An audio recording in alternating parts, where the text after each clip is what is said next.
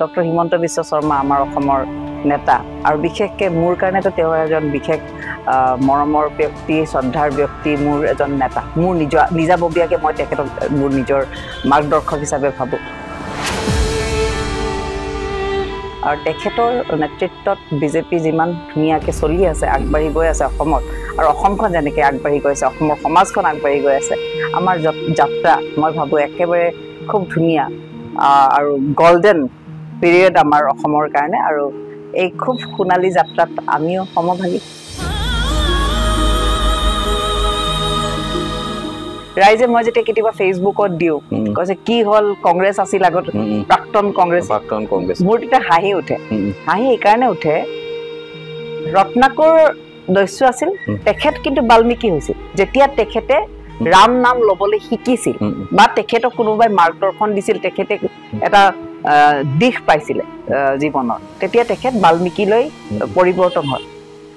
মই ভাবোঁ যিমান কংগ্ৰেছত কাম কৰি থকা কাৰ্যকৰ্তাই বিজেপিলৈ ধাৱমান হ'ল তেওঁলোকেও বাল্মীকি হ'বলৈ ৰাস্তা এটা পালে যিবোৰ মানুহে সঁচাকৈ পোহৰ বিচাৰিছে কেতিয়াও কংগ্ৰেছত থাকিব নোৱাৰে তেওঁলোক বিজেপিলৈ আহিবই আৰু ৰাষ্ট্ৰবাদী ভাৱটো আহিবই আগতে উঠিছিল দেই কম যেতিয়া অলপ ইমান হয়তো ৰাজনীতিত নতুন আছিলোঁ বা ৰাজনীতি কৰাওতো বহুত বছৰ হ'ল সেইকাৰণে আগতে খং উঠিছিল আবেগিক হৈছিলোঁ কান্দিছিলোঁ বা দুখ লাগিছিল আজিকালি সেইটো নালাগে ভালে লাগে মানে গালি দিলেও ভাল লাগে কাৰণ কিবা এটা কৰিছোঁ কাৰণে গালি পাৰিছোঁ প্ৰয়াত তৰুণ গগৈয়ে আমাৰ RSSৰ কথা মানে কৈ গৈছে যে কংগ্ৰেছেতো এইবোৰ কৰিব পৰা নাই তাৰ মইতো এনেকে ভাবোঁ যে আজি চাগে যদি তৰুণ গগৈ জীৱিত থাকিল হয় তেখেতেও চাগে বিজেপিৰ বিচাৰধাৰাৰ প্ৰতি তেওঁ ধাৱমান হ'লে RSSৰ কিছু ভাল গুণো আছে ভাল গুণ মানে এইটো যে তেওঁলোকে জনসম্পৰ্কটো আমাতকৈ বেছি তেওঁলোকৰ মাজত যায় তেওঁলোকৰ মাজত খায় তেওঁলোকৰ ঘৰত থাকে আমিও সেই কৰি ৰাইজৰ অভাৱ অভিযোগ যে তোমালোকৰ কি অভাৱ আছে মোৰ লক্ষ্য হৈছে ডক্টৰ হিমন্ত বিশ্ব শৰ্মাৰ নেতৃত্বত অসমখন আগবাঢ়িব লাগে মোৰ সপোন হৈছে ডক্টৰ হিমন্ত বিশ্ব শৰ্মাৰ হাতখন আৰু কেনেকৈ শক্তিশালী কৰোঁ মোৰ সপোন হৈছে আমাৰ দলৰ জ্যেষ্ঠ নেতৃত্ব আমাৰ অসম প্ৰদেশৰ সভাপতি দিলীপ শইকীয়া ডাঙৰীয়াৰ হাতখন কেনেকৈ আৰু বেছি শক্তিশালী কৰোঁ তেনে ক্ষেত্ৰত তেওঁলোকৰ যি নিৰ্দেশনা হ'ব সেই নিৰ্দেশনা মতে কাম কৰিম দলে মোক যি দিয়ে তাকেই ল'ম দলে মোক যি দিয়ে তাকে ল'ম আজি ইয়াৰ দায়িত্ব দিছে দায়িত্ব ল'ম দলে মোক যদি কয় যদি তুমি আজি ঘৰতে বহি থাকা মই ঘৰত বহি থাকিম কাৰণ দলে মোক যি ক'ব মই তাকে কৰিম সেইকাৰণে দলে যদি কেতিয়াবা মোক সক্ষম বুলি ভাবে যে নিৰ্বাচনত যুঁজিব লাগে মই আজি খেলা বুলি নকওঁ যুঁজিব লাগে যিহেতু যদি কংগ্ৰেছে কৈছে যুঁজ হ'ব তেনেহ'লে যুঁজিবলৈতো মই নিজকে যোদ্ধা বুলি সঁচাকৈ ভাবোঁ মানুহৰ পৰা যুঁজিবলৈ মই নিজে একদম প্ৰস্তুত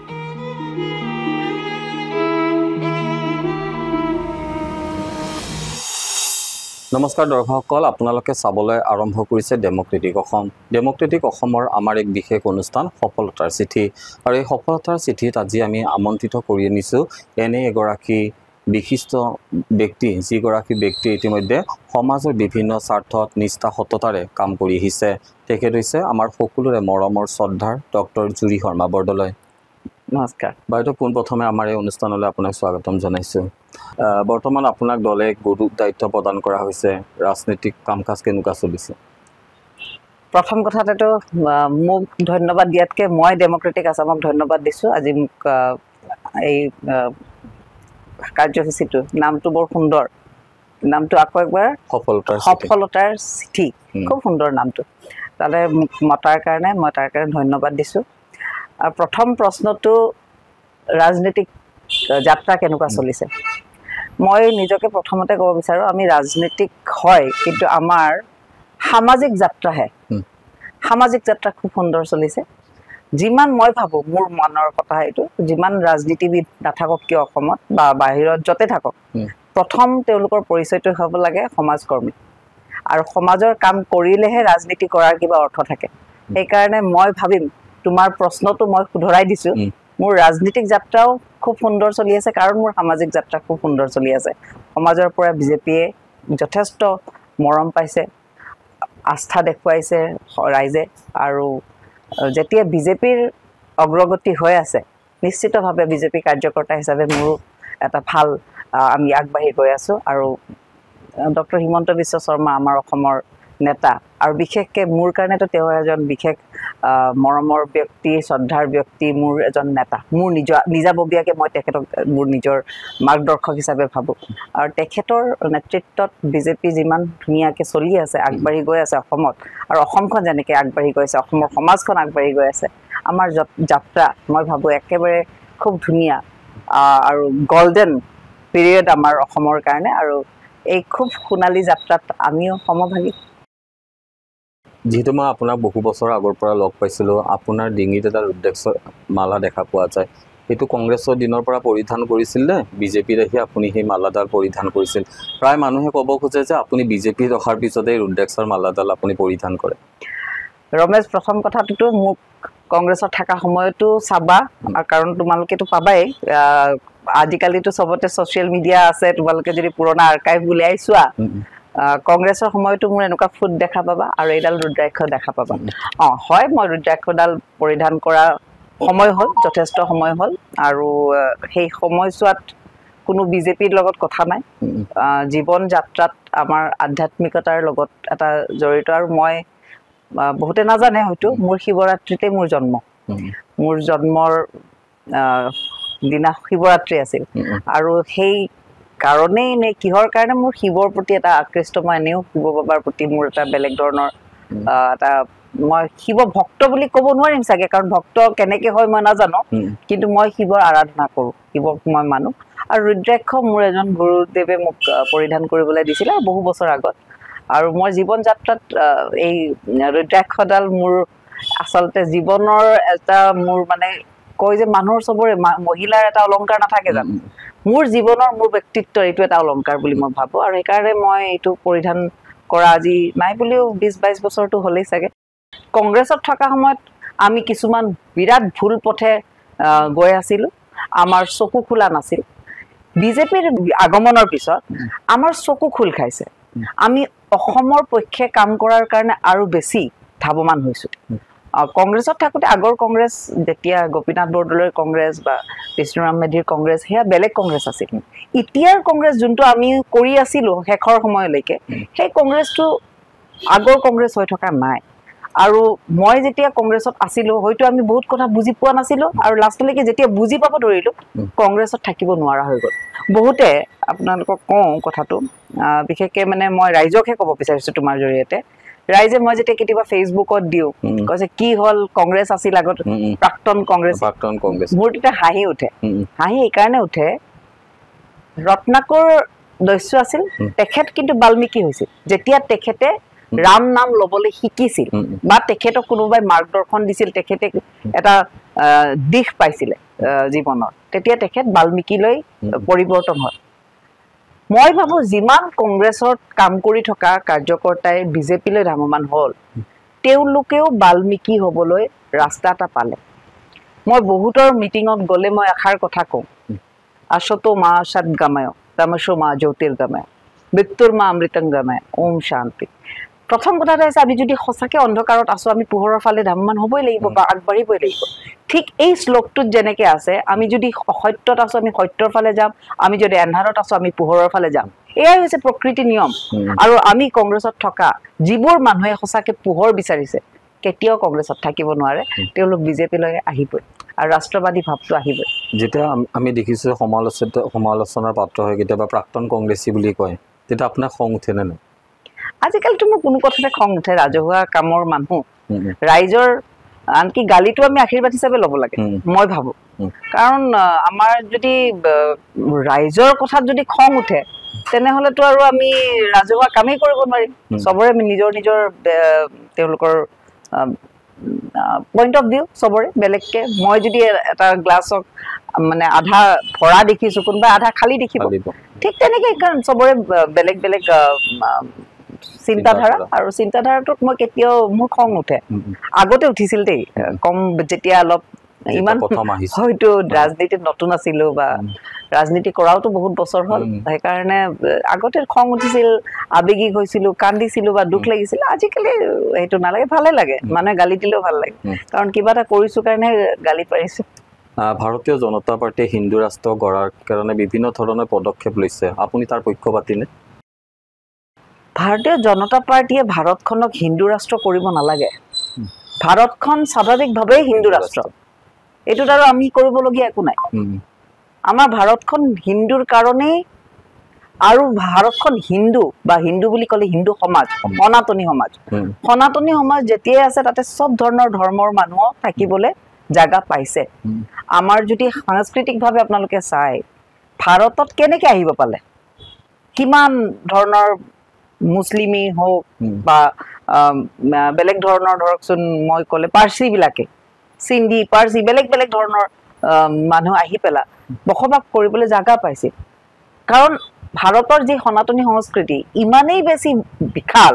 মন যে তাতে বেলেগ ধৰ্মই তেওঁলোকক নষ্ট কৰিব পৰা নাছিল আৰু সেই কাৰণে ভাৰতত হিন্দু মানসিকতা আছে কাৰণে বা সনাতনী ধৰ্ম বা সনাতনী সংস্কৃতি আমাৰ জীৱন শৈলীত আছে সেইটোৰ কাৰণেতো ভাৰতখন আচলকে ধৰ্ম নিৰপেক্ষ কাৰণ আমাক ধৰ্ম নিৰপেক্ষতা শিকাব নালাগে আৰু ভাৰত সদায় হিন্দু ৰাষ্ট্ৰ আছিল হিন্দু ৰাষ্ট্ৰ হয় হিন্দু ৰাষ্ট্ৰই থাকিব কাৰণ হিন্দু ৰাষ্ট্ৰ হয় কাৰণেই আমি ধৰ্ম নিৰপেক্ষ আৰু এয়া যে সেকুলাৰৰ কথা সথা যোনটো সংবিধানত এয়াতো 1976ত অনাহে এমেণ্ডমেণ্ট ভাৰতততো সেকুলাৰ আমি জন্ম সূত্ৰেই আমি সবেই ধৰ্ম নিৰপেক্ষ কাৰণ ভাৰতীয় সংস্কৃতিত বা হিন্দু সনাতনী সংস্কৃতিক ধৰ্ম নিৰপেক্ষতা শিকাব নালাগে বা এইটো কোনো ৰিটেন ডকুমেণ্টত থাকিব নালাগে সেইকাৰণে ভাৰত হিন্দু ৰাষ্ট্ৰ কোৱাৰ কাৰণে কোনো প্ৰচেষ্টা কৰিব লাগে বুলি মই নাভাবো হিন্দু ৰাষ্ট্ৰ হয় মই ভাবো আৰু এইটো হিন্দু ৰাষ্ট্ৰ হোৱাত এইটোতো আমি কোৱা নাই যে হিন্দু ৰাষ্ট্ৰ হয় কাৰণে বেলেগ ধৰ্ম ইয়াতে সদায় বেলেগ ধৰ্ম মানুহক আমি আঁকোৱালি লৈছিলো একেলগে এটা ধুনীয়া ফেব্ৰিক এটা খুব সুন্দৰ এটা যে কয় যে যদি আমি মুকুটাৰ মালা এডাল গাঁঠো তাতে মুকুটাবোৰ থাকিব বেলেগ বেলেগ ৰঙৰো মুকুটা থাকিব পাৰে কিন্তু সেই মুকুটা মানে এনাজৰীটো যোনটো হ'ব সেই এনাজৰীটো সনাতনী এনাজৰী আৰু সেই সনাতনী এনাজৰীখন থাকোঁতেহে সেই মালাডাল ধুনীয়াকৈ গাঁঠিব পৰা যায় সেই কথাখিনি কওঁতে আপোনালোকে এই কথাটো ভাবিব যে সেইডাল যোনডাল আমি সূত্ৰে সেই বেলেগ বেলেগ ধৰণৰ ৰঙৰ মালা মানে মণি মুকুটাবোৰ আমি গাঁঠিম সেয়া যদি বিজেপিয়ে নাগাঠে কোনো বেলেগ আৰু পাৰ্টি ৰাখিব কিন্তু বিৰোধী বা কংগ্ৰেছে তেওঁলোকে সমালোচনা কৰে যে ভাৰতীয় জনতা পাৰ্টিয়ে হিন্দুৰ ওপৰতে গুৰুত্ব দিয়ে মুছলমান যিখিনি মানুহ আছে বা সংখ্যালঘু আছে তেওঁলোকক সদায় ডমিনেট কৰি ৰাখিছে এইটো সত্যনে ৰমেশ মই প্ৰশ্নটো কিয় সুধিছো কিন্তু তুমি কোৱাচোন তুমি কোৱা আজি বিজেপি অহাৰ পিছত অসমীয়া খিলঞ্জীয়া মুছলমানে আচলতে মূৰ দাঙিব পাৰিছে নাই পাৰিছে আগতে কি আছিল কংগ্ৰেছত আগতে কংগ্ৰেছত কি আছিল মুছলিমৰ নামত ভোটটো লৈ ঠিকেই কিন্তু মুছলিমৰ নামত কি উন্নতি কৰিছিল মুছলিমৰ যিবোৰ মহিলা সেই মহিলাক বাল্য বিবাহ বন্ধটো কৰা নাছিল মহিলাৰ ওপৰতো অত্যাচাৰ হৈ আছিল ট্ৰিপল তালাক হৈছিল তিনি তালাক মানে তালাক দিলে তালাক হৈ যায় কোনো ধৰণৰ তেওঁলোকৰ সম্পত্তিৰ ওপৰত ধ্যান মই মাইনৰিটিৰ কথাই কৈ আছো কিন্তু সংখ্যালঘুৰ কথা কৈ আছো সংখ্যাগুৰুৰ কথা মই ক'বলৈ যোৱা নাই সেইবোৰ সংখ্যালঘু শব্দটো কৈ ৰাজনীতি কৰি আজি ভোট বেংক বনালে কোনে কংগ্ৰেছে কিন্তু বিজেপি অহাৰ পৰা কি সবকা সাথ সবকা বিকাশ সবকা প্ৰয়াস সবকা বিশ্বাস এই কথাটো যে নৰেন্দ্ৰ মোদী ডাঙৰীয়াই ক'লে এই কথাটো আমি মন কৰিব লাগিব আজি প্ৰত্যেকটো মই এতিয়া অসমৰ কথা যদি কওঁ প্ৰত্যেকটো খিলঞ্জীয়া মুছলমান আমাৰ দেশী জালা সৈয়দ এই পাঁচ ধৰণৰ যে মুছলিম মানুহ আছে অসমত তেওঁলোকে এতিয়া ভাল পাইছে যে বিজেপি চৰকাৰখন অহাৰ পিছত তেওঁলোক যে খিলঞ্জীয়া সেই স্বীকৃতিটো তেওঁলোকে পাইছে আৰু কংগ্ৰেছৰ সময়ত কি আছিল অসমীয়া মাইনৰিটিটো আৰু ছুপাৰ মাইনৰিটি কাৰণ যেতিয়াই এমএলএবোৰ হয় 25টা মান এমএলএ হয় সব আপোনালোকে চাবচোন সেই পূব বংগীয় মুছলিম আমি যাক মিয়া বুলি কওঁ মিয়া প্ৰাধান্য পাইছিল তাতেতো খিলঞ্জীয়া মুছলিমে কেতিয়াও প্ৰাধান্য পোৱা নাই আজি বিজেপিয়ে সংখ্যালঘুৰ ৰাজনীতি নকৰে আমি সংখ্যালঘুৰ কথাই নানো আমি ভাৰতবৰ্ষৰ সৰ্বাংগীন উন্নয়নৰ কথা পাতো, আমি উন্নয়নশীল ৰাজনীতিৰ কথা পাতো। আমাৰ নেতাই আজি সবকা সাথ সবকা বিকাশৰ যোনটো মূল মন্ত্ৰ দিছে, সেই মূল মন্ত্ৰতে আমাৰ ডক্টৰ হিমন্ত বিশ্ব শৰ্মাই চলিছে। আমাৰ প্ৰত্যেকজন কাৰ্যকৰ্তাৰ মনত সেইটোৱে ভাৱ। আমি কোনো ধৰণৰ ধৰ্মীয়তা আনিবলৈ নিবিচাৰো। আৰু ধৰ্মৰ কথা কোনে কয়? সম্প্ৰদায়িক একচুৱেলিটো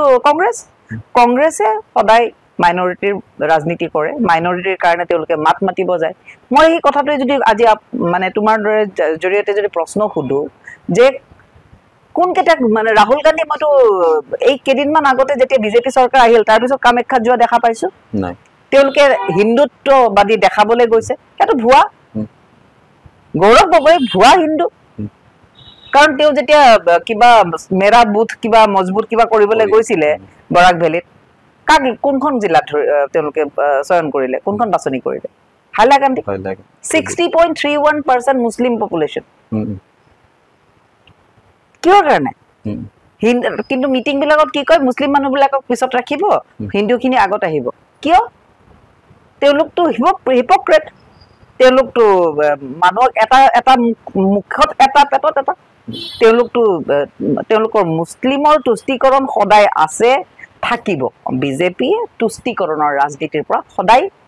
বিৰত আছে আৰু থাকিব। আৰু সেয়াই হৈছে আমাৰ এই গোটেই দলটোৰ, মই ভাবো যে যোনটো সুন্দৰতা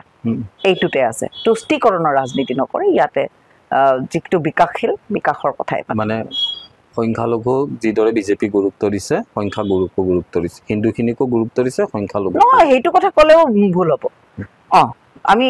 চবকে গুৰুত্ব দিছো, চবৰ কথাই পাতিছো, কিন্তু মই বাৰে বাৰে কৈছো আমি হিন্দুখিনিক পাহৰিব নোৱাৰো। কাৰণ আমাৰ ভাৰতখন হিন্দু প্ৰাধান্যই দেশ। কাৰণ কোনে কৰিছিল? পাকিস্তান। কংগ্ৰেছেহে কৰিছিলে। কি মূলত কৰিছিলে? ধৰ্মৰ ভিত্তিত। পাকিস্তান যে আমাৰ ভাৰতৰ পৰা পাৰ্টিশ্যন হৈ গ'ল, কাৰ সময়ত হৈছিল? কোনে কৰিছে? মই নলওঁ নেতাবিলাকৰ নাম, কাৰ নেতৃত্বটো কংগ্ৰেছৰ আছিল। ধৰ্মৰ ভিত্তিত হৈছিল ন? বিজেপিয়ে কেতিয়াও কিন্তু ধৰ্মৰ ভিত্তিত কথা পাতিবলৈ বিচৰাই নাছিল। আজি ভাৰতখন তেনেহলে কাৰ হয়? হিন্দুখিনিৰ হ'ব লাগে। মই সেই ধন্যবাদ দিওঁ, বহুতো আমাৰ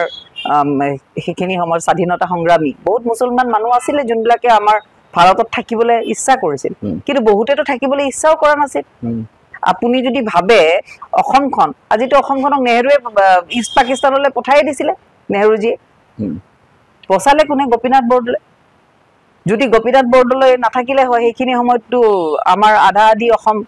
ইষ্ট পাকিস্তানলৈ গুচি গ'লে হয় গ্ৰুপিঙৰ জৰিয়তে। এই কথাবোৰ আমি মনত ৰাখিব লাগিব। চিলেট ৰেফাৰেণ্ডামৰ কথা আমি মনত ৰাখিব লাগিব। ইয়াতো স্বাধীনতাৰ আগৰ কথা,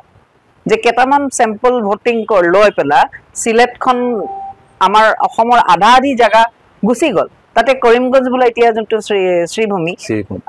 আধা শ্ৰীভূমি গুচিয়ে গৈছিল। সেইখিনি সময়ত শ্ৰীভূমি আছিলে কৰিমগঞ্জ, তাতে কিন্তু মেজৰিটি তেতিয়া হিন্দু ভাষী আছিল।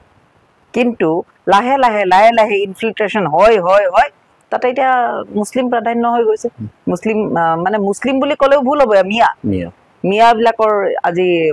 বসতি বেছি। ঠিক তেনেকৈ মই যদি কওঁ যে হিন্দুক প্ৰাধান্য দিয়ে নে মুছলিমক, আমাৰ ভাৰতখন হিন্দু প্ৰাধান্য, হিন্দু মানুহখিনি বেছি।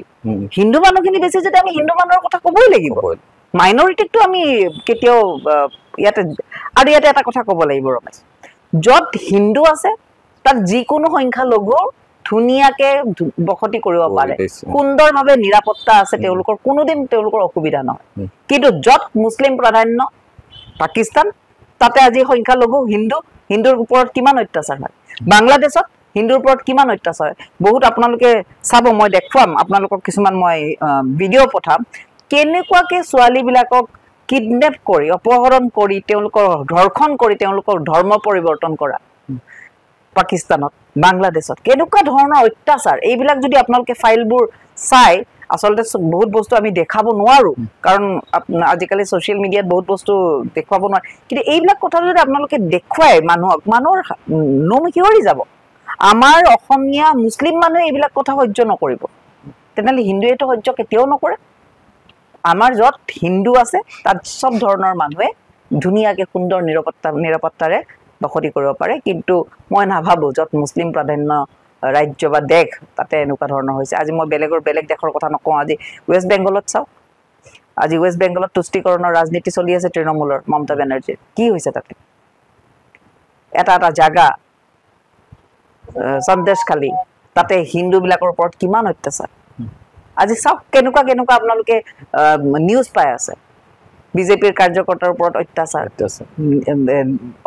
অত্যাচাৰ মাৰ্ডাৰ হৈছে হত্যা হৈছে কিছুমান বস্তু মই সেইটোৱে ক'ব বিচাৰো য'ত কংগ্ৰেছ বা বিৰোধীয়ে য'ত তুষ্টিকৰণৰ ৰাজনীতি কৰিছে সংখ্যালঘুৰ লগত মিলি তাতে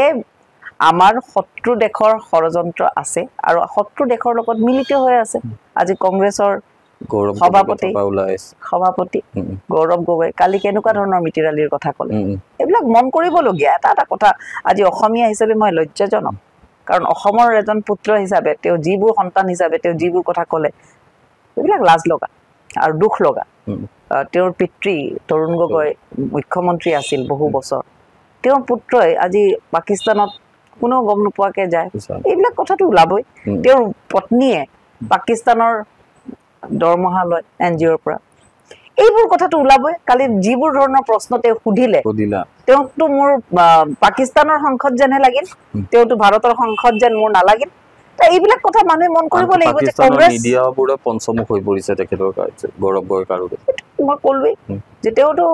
সাংসদ হেয়াৰ হয় পাকিস্তানৰ সাংসদ সেইকাৰণে পাকিস্তানৰ মিডিয়াই তেওঁক পঞ্চমুখ হৈছে আমাৰ মিডিয়াই আমাৰ যিবোৰ জৱান আছে তেওঁলোকক মানে অপমান কৰাৰ নিচিনা হৈছে যিসকল শ্বহীদ হৈছিলে তেনেকুৱাতো বহুত কথাই আছে আজিয়ে নহয় আগৰ কাৰ্গিল যোনটো কাৰ্গিলৰ বিজয় দিৱস হৈছিল বা বিজয় আমি পাইছিলোঁ কাৰ্গিলত তেতিয়া কি কৈছিলে কংগ্ৰেছৰ সোনিয়া গান্ধীয়েতো যোৱাই নাছিল অল পাৰ্টি মিটিঙত অটল বিহাৰী বাজপেয়ীয়ে যেতিয়া বিজয় কাৰ্গিল উৎসৱ পালন কৰিলে কংগ্ৰেছে কিন্তু এই উৎসৱ পালন কৰা নাই কতো আমি দেখা নাই না তেওঁলোকেতো কৈছে এইটো কোনো বিজয় দিৱস নহয় এয়া এনডিএৰহে বিজয় দিৱস তাৰমানে তেওঁলোকে সদায় সেনানীসকলক অপমানেই কৰি আহিছে অপদস্থ কৰি আহিছে অপমান কৰি আহিছে আৰু আজিও তেওঁলোকে প্ৰশ্ন সোধে যেন তেওঁলোক এন্টি ইণ্ডিয়ান তেওঁলোকে anti Indian army anti Indian defence force তেওঁলোকেতো কেতিয়াও আমাৰ ভাৰতৰ যিবোৰ সেনানীয়ে যিমান বলিদান দিছে সেইবিলাকতো কেতিয়াও স্বীকৃতি নাই তেওঁলোকে হিউমিলিটেট কৰি আহিছে মুখ্যমন্ত্ৰী হয় তেতিয়াহ'লে হিন্দুসকল মানে নিৰাপত্তা এইটোতো প্ৰশ্নই নুঠে তেওঁ কেতিয়া হ'ব মুখ্যমন্ত্ৰী মানে কৈছে যে যুঁজ এখন হ'ব বিজেপিৰ লগত কিহৰ যুঁজ তেওঁলোকৰ যুঁজটো তেওঁলোকে কৰিয়ে আছে দেখা নাই মিয়াবিলাকক তেওঁলোকে ওচৰতে আছে মিয়াবিলাকে হিন্দুৰ লগত যুদ্ধ কৰিবলৈ আহিছে তেওঁতো যুঁজাৰ কথাটো কোনো ৰাজনীতিকভাৱে যুঁজৰ কথা কোৱা নাই দেখা নাই নেকি সেইদিনা এভিকশ্যন চেণ্টাৰত কেনেকে চৰকাৰী বিষয়াবিলাকৰ ওপৰত কেনেকে ষ্টন পেল্টিং হৈছে পাথৰ মাৰিছে এইবিলাকতো যুঁজ এইবিলাক কোনে ওচৰতাইছে কংগ্ৰেছৰ গৌৰৱ গগৈ আৰু লগত কংগ্ৰেছৰ নেতা তেতিয়াহ'লে তেওঁলোকে শুনা ৰমেশ তোমাৰ প্ৰশ্নৰ উত্তৰটো মই এটাই দিম তোমাৰ প্ৰশ্নবিলাকৰ উত্তৰ প্ৰত্যেকটা কথাত আছে তেওঁলোকে যুদ্ধ হ'ব বুলি কৈছে সমাজখন আমাৰ মানে আনৰেষ্ট গোটেই অসমখনক বিশৃংখলতা আনিবৰ কাৰণে তেওঁলোকে যুঁজিবৰ কাৰণে ওচৰতাই আছে মিয়াখিনি যিখিনি বাংলাদেশী যিখিনি আচলতে প্ৰৱেশ মানে অনুপ্ৰৱেশকাৰী আৰু তেওঁলোক ইলিগেলি অনুপ্ৰৱেশ কৰিছে ভাৰতত সেইখিনি মানুহক লৈ পেলাই তেওঁলোকে ৰাজনীতি কৰিছে তেওঁলোকে যুদ্ধটো কোনো ধৰণৰ ৰাজনৈতিক বা বিকাশৰ হেত তেওঁলোক আহিবই নোৱাৰে মইতো আজি তোমাৰ এই চেনেলটোৰ জৰিয়তে মই কৈ দিওঁ যে সপোন দেখা বাদ দিব লাগে কোনো দিন মই নাভাবো যেতিয়ালৈকে অসমীয়াৰ নিজৰ স্বাভিমান জীৱিত হৈ আছে অসমীয়াৰ নিজৰ অসমীয়া তেজ আমাৰ যেতিয়ালৈকে নিজৰ দেহাত উতলি আছে তেতিয়ালৈকে কংগ্ৰেছৰ আৰু চৰকাৰ আহিব নোৱাৰে কংগ্ৰেছৰ কোনো এজন ব্যক্তি আৰু মুখ্যমন্ত্ৰী হোৱাৰ সপোন দেখাটো বাদ দিব লাগিব কাৰণ অসমীয়া জাগ্ৰত হৈছে অসমীয়াৰ তেজ উতলিছে অসমীয়াই চকু মেলি চাইছে যে কেনেকুৱা ধৰণৰ অগ্ৰসৰ হৈ আছে বাংলাদেশী আৰু যিটো আজি অসমৰ আন্দোলনৰ কথা মানুহে কেতিয়াও পাহৰিব নোৱাৰে সেই 855 জন শহীদৰ তেজৰ কথা আজিও সেই তেজ আচলতে আমাৰ ওচৰত একেবাৰে আমাৰ সেই স্মৃতি আমাৰ হেৰাই যোৱা নাই আমাৰ চকুৰ আগত ভাঙি আছে সেই তেজৰ আজি গোন্ধ কোনেও পাহৰি যোৱা নাই সেই কথাবোৰ যেতিয়া মানুহে মনত ৰাখিব নহয় মই নাভাবো কংগ্ৰেছে দুনাই সেই ভুল কৰিছিল কংগ্ৰেছেও মানে ৰাইজেও কিছুমান বস্তু পাহৰি যায়তো স্মৃতিবোৰ ক্ষীণ সেইকাৰণে কংগ্ৰেছে এটা সময় পালে আৰু সেই সময়ছোৱাত আপুনি চাব যে গোটেইখিনি মাইনৰিটিৰ ভোট লৈয়ে তেওঁলোকে শাসনলৈ আহিছিল আজি কিন্তু মই ভাবো আৰু বিজেপিৰ যেতিয়াৰ পৰা আমি শাসনলৈ অহা বুলি ক'লে ভুল হ'ব, যেতিয়াৰ পৰা আমি সেৱা কৰিবলৈ আৰম্ভ কৰিছোঁ ৰাইজক, ৰাইজৰ চকু খুলিছে, ৰাইজে বুজি পাইছে অসমৰ স্বাৰ্থত আমি যে কাম কৰিছোঁ। আৰু বিশেষকৈ নিৰন্তৰ নৰেন্দ্ৰ মোদী কিমানবাৰ আহিছে, 60বাৰতকৈ বেছি নৰ্থ ইষ্ট ভ্ৰমণ কৰিছে, অসমলৈ আহিছে, আকৌ আহিব। আমাৰ গৃহমন্ত্ৰী আহি আছে, অসমখনক কিবা নহয় কিবা দি আছে। অসমৰ আজি গামোচাই GI টেগ পাইছে, কিমান নাম ল'ম। অসমৰ বিহুৰ বিশ্ব ৰেকৰ্ড, ঝুমুৰ বিনন্দিনী কিমান কম। কিন্তু কংগ্ৰেছে 15 বছৰ আছিলে, কিন্তু অসমৰ ভাষা সংস্কৃতি ৰক্ষাৰ ক্ষেত্ৰত কোনো অৱদান নাই বৰ্তমানলৈকে। যদি চাব যাওঁ অসমীয়া মানুহ যিটো ভাষা, সেইটো ধ্ৰুপদী ভাষালৈকে কোনখিনি সময়ত পালে, সেইবোৰ ভাষাৰ কথাটো নকওঁৱেই। ভূপেন হাজৰিকাক স্বীকৃতি কোনে দিলে? আজি ভাৰত ৰত্ন কোন সময়ত পালে? নৰেন্দ্ৰ মোদী ডাঙৰীয়াৰ নেতৃত্বত। আজি গোপীনাথ বৰদলৈ কোন সময়ত ভাৰত ৰত্ন পাইছিল? যেতিয়া কংগ্ৰেছী চৰকাৰ আছিলে বা আমাৰ বিজেপি NDA আছিলে। ঠিক তেনেধৰণে আমি যদি ভাবোঁ কংগ্ৰেছে কি কৰিছে অসমখনত, কংগ্ৰেছে অসমখনক বিভাজন কৰিছে। তোড়ো और राजनीति करो, तोड़ो और आगे बढ़ो, সেইটো ৰাজনীতি কংগ্ৰেছৰ। গোটেই ভাৰতখনতে যদি চাওঁ, আজি কাশ্মীৰৰ কথাই চাওঁ, 372 গুচোৱা কিমান ডাঙৰ এটা পদক্ষেপ। সেই পদক্ষেপটো কংগ্ৰেছৰ দিনত মানে সম্ভৱ কি সপোনতো ভবা নাছিল। বিজেপি আহিছে, সাহস কৰিছে, কাম কৰিছে, যি কথা কৈছে, যি প্ৰতিশ্ৰুতি দিছে, সেই প্ৰতিশ্ৰুতি পালন কৰিছে। আৰু আজি সেইভাৱে মইতো ভাবোঁ যে বিজেপিত অহাৰ পিছতহে আচলতে মই ভাবোঁ মোৰ ৰাজনীতিক যাত্ৰাৰ আৰম্ভণি। আগৰখিনি ভুল পথত আছিলোঁ। ঠিক আছে, বহুত কথা পাইছোঁ, নোপোৱা বুলি নকওঁ। ৰাজনীতিকভাৱে বহুত মানুহকো পাইছোঁ, বহুত মানুহৰ আশীৰ্বাদো পাইছোঁ, শিকিছোঁ বহুত কথা। কিন্তু আচল ভাৰত নিৰ্মাণৰ কথা, অসম নিৰ্মাণৰ কথা যদি সঁচাকৈ বাস্তৱিকভাৱে চিন্তা কৰিব পাৰিছোঁ, এয়া বিজেপিত অহাৰ পিছত। শেষৰ পিনে মই কিছুমান কথা কোট কৰিম, যোনটো আপোনালোকে চিন্তা কৰি চাব আৰু মোৰ কথাৰ লগত মানে আনিব কিছুমান কথা। তৰুণ গগৈ ডাঙৰীয়াই, তৰুণ গগৈ ছাৰে এটা কথা কৈছিল যে RSSটো বহুত ভাল কাম কৰিছে। আমাৰ বিচাৰ পৰিয়ালৰ চবতকৈ মূল সেয়া স্তম্ভই হৈছে RSS, সংঘৰ বিচাৰধাৰা লৈ পেলাই বিজেপি চলে বা আমাৰ ভাৰত নিৰ্মাণৰ কথা। প্ৰয়াত তৰুণ গগৈয়ে আমাৰ RSSৰ কথা মানে কৈ গৈছে যে কংগ্ৰেছেতো এইবোৰ কৰিব পৰা নাই। RSSৰ কিছু ভাল গুণো আছে। ভাল গুণ মানে এইটো যে তেওঁলোকে জনসম্পৰ্কটো আমাতকৈ বেছি। তেওঁলোকৰ মাজত যায়, তেওঁলোকৰ মাজত খায়, তেওঁলোকৰ ঘৰত থাকে। আমিও সেই জনসংযোগ কৰি ৰাইজৰ অভাৱ অভিযোগ যে তোমালোকৰ কি অভাৱ আছে। কাৰণ মইতো এনেকে ভাবোঁ যে আজি চাগে যদি তৰুণ গগৈ জীৱিত থাকিল হয়, তেখেতেও চাগে বিজেপিৰ বিচাৰধাৰাৰ প্ৰতি তেওঁ ধাৱমান হ'ল। কাৰণ যোনে বিজেপিৰ মানে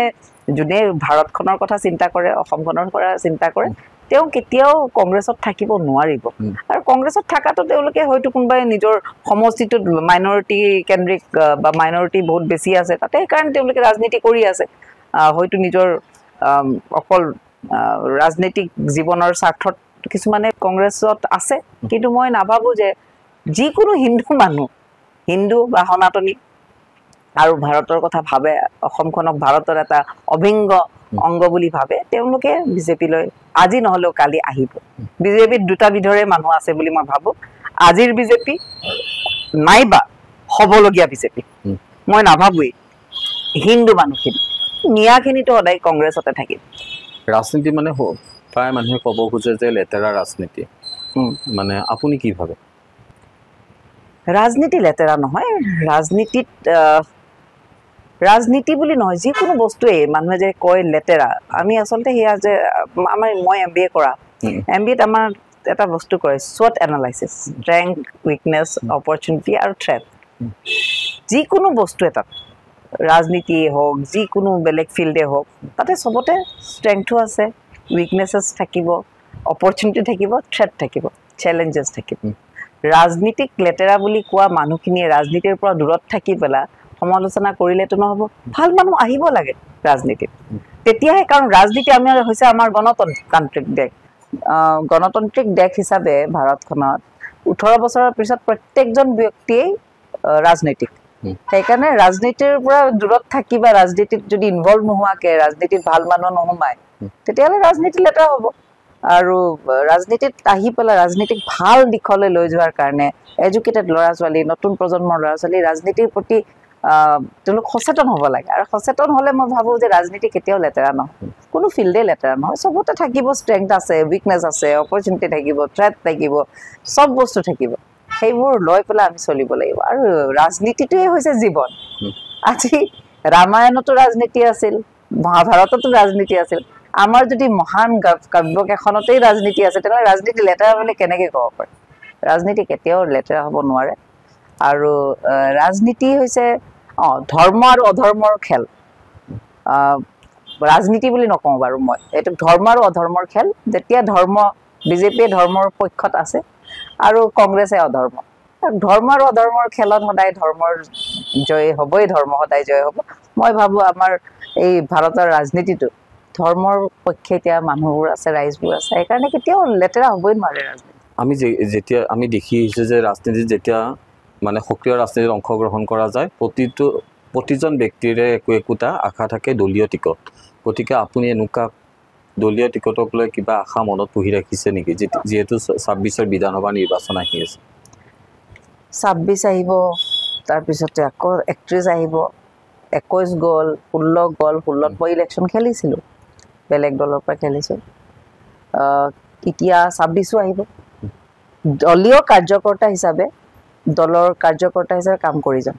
আৰু সেই কাম কৰাৰ পৰা মই সদায় উৎসাহী কামৰ কাৰণে সাংগঠনিকভাৱে কাম কৰিছোঁ বা দলে যেনেকুৱা ধৰণৰে কাম নিদিয়ক কাম কৰি যাম